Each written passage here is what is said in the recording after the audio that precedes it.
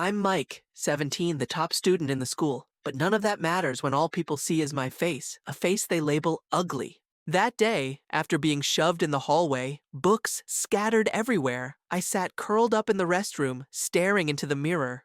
I was so tired. Tired of trying to prove my worth when no one even bothered to look. Then I downloaded that app. A strange app promising to change appearances. When I hit activate, the mirror reflected a stranger. Handsome, perfect, but it was no longer me.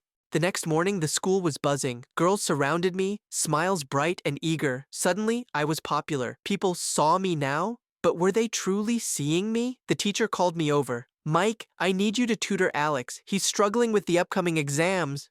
Alex, the guy who always sat alone, cold as ice. During our first session, he kept his headphones in, gazing out the window, his voice soft but distant. Don't try too hard. I know she made you do this. Just do your job, and I'll try not to be a bother. That distance. I understood it too well. It was just like how I used to lock myself behind the wall of academic achievement. Then I stumbled upon them, stunning architectural sketches in Alex's notebook. You like architecture? Alex flinched, hastily closing the book. It doesn't matter. My family has already decided my future. His eyes held a strange sadness.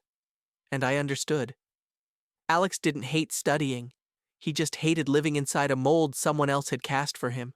I changed my teaching method. Instead of opening textbooks, I asked softly, if you could design a house, how would you arrange the lighting? For the first time, Alex's eyes lit up like a small flame had been kindled. He started sketching, explaining space, and describing how light creates emotion. His voice wasn't cold anymore. It was warm and full of passion. You know, I smiled. The way you talk about light is exactly how you solve physics problems. Alex looked up, the first smile touching his lips. You're actually pretty cool. From then on, our sessions lasted late into the night. We didn't just study, we shared our silent burdens, our fear of not living as our true selves. Alex spoke of his family, expectations heavy as stone, the pressure to be who they wanted, not who he was, and I just listened. Because for the first time, someone looked at me not as a prodigy or a pretty face, but as a normal human being. Alex once said gently, "You're the first person who hasn't treated me like a project that needs fixing." But those words stung, because I was doing the exact same thing to myself, turning myself into a perfect project thanks to that magic app. 11 at night, my phone buzzed. Alex, can you come to the rooftop? When I arrived, Alex was standing by the railing, hands trembling slightly. I'm scared, Mike. Not of failing the exam, but scared that if I achieve what my family wants, I'll never get to do what I love. I stepped closer, gently taking his cold hand. So, what will you do? Alex looked straight into my eyes, his voice shaking. I don't know yet, but there is one thing I'm sure of. I want you by my side, no matter which path I choose. My heart skipped a beat. It was a confession, simple yet heartbreakingly sincere, and that gave me courage. After the exam, I asked Alex to a quiet park. We sat on a bench, silent in the fading twilight. Alex, there's something I need to tell you. My voice trailed off. The face you've seen all this time, it's not the real me. I used an app to change your appearance, right? Alex interjected softly, his voice incredibly calm. I froze. You knew? For a while now. Alex smiled tenderly. The person I like isn't handsome Mike. It's the guy who sat solving math problems with me for 3 hours at 2 a.m. The guy who told me you have the right to choose your own path. The guy who made me feel like I wasn't alone anymore.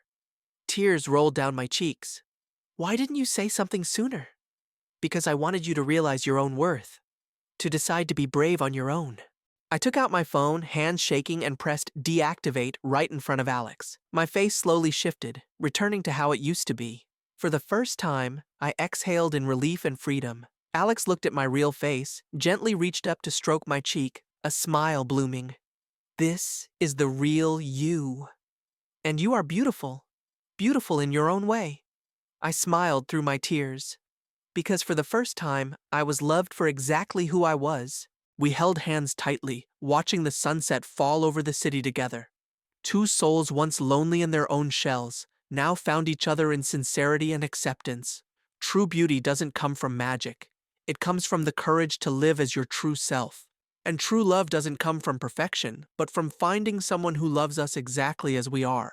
Want a part 2? Will Alex pass his finals? Will their relationship be exposed? Drop a comment and let me know.